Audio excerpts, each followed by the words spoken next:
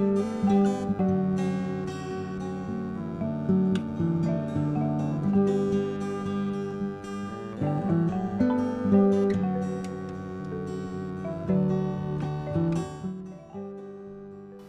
was a mixed school, boys and girls together. But again, talking about memories, we were not physically so mixed. For example, the girls didn't sit on the same desk as the boys. In fact, I still have a photograph some time ago. I found it and then I mislaid it again, that shows the first picture of my class and showing all the boys at the back and all the girls sitting down in the front. So this is something that stayed in my mind for years. Whether I rejected the idea of being so separated from boys, whether it left some mark in my upbringing or not, I couldn't tell until today. But it's something that I found quite different when I came to this country.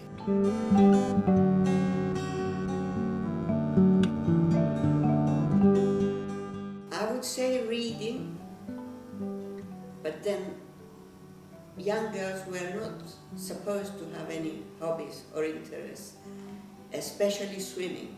I was not allowed to go swimming because it just was not the done thing. Girls don't take their clothes off in public. That was my mother's attitude, of course. There were no swimming pools as such. The only thing you could do to go near the sea was if you went with family on excursions or picnics or things like that. The other thing that we were encouraged to do was reading books. We were not allowed to read any book.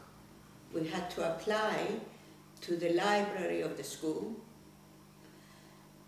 There were lists and lists of books written by vetted and approved writers.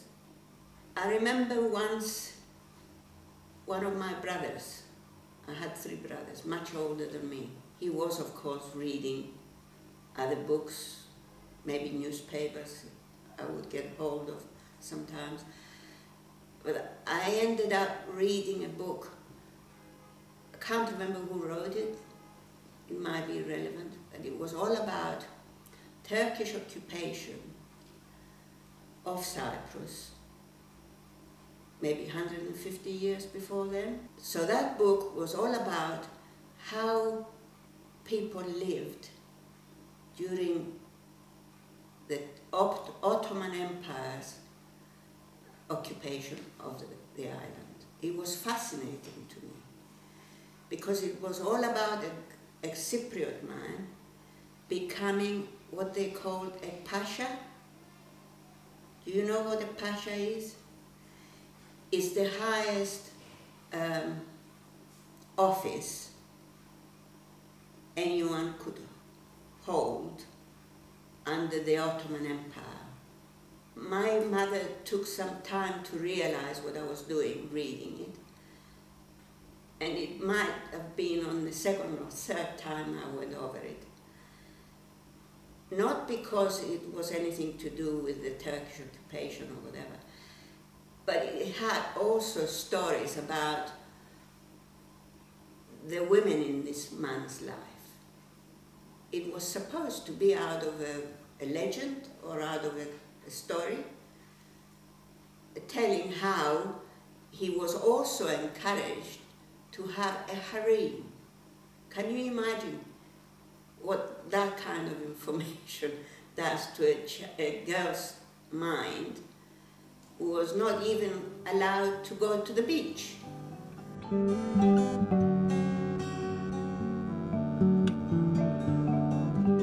My first experience of earning anything was to work during the summer time in a cinema selling tickets, and it was the open-air cinemas in those days.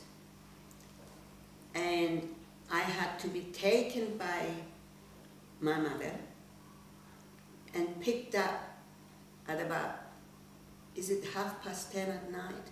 Because they had two performances. They had to wait until it went dark to have the first one. So my father had to pick me up and bring me back home, and I earned, I think it was £1 a month, but I thought it was marvelous. I could do what I liked with it. £1 in those days was a fortune.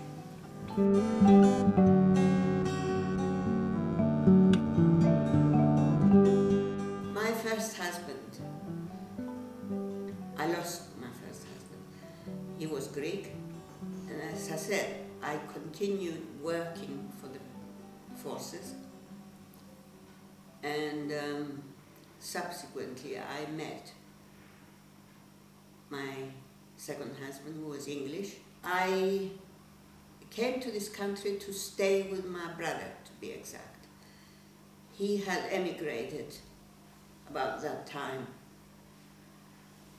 I could have come here as a visitor, but I couldn't actually stay or work here. So eventually I got a permit to come and stay, because I was asked by my husband today to join him. He actually proposed to me. So the two things coincided. My husband met me, him being in the forces, and I was working there. My brother was here, so I came here on his invitation. I subsequently married him.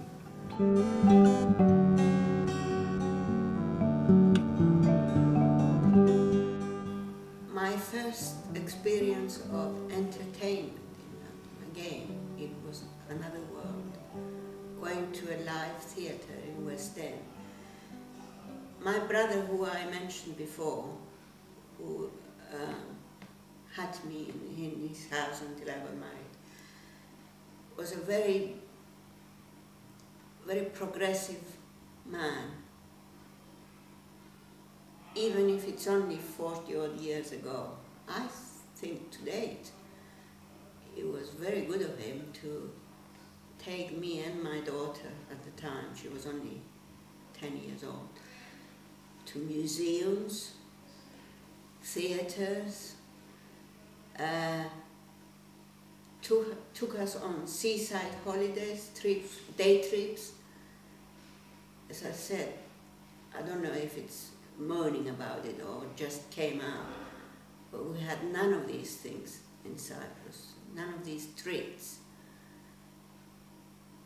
The only experience was of cinema, and even that I had to be escorted or go with the school. It sounded all a strangulating feeling, not to have a choice. But here it was a big city.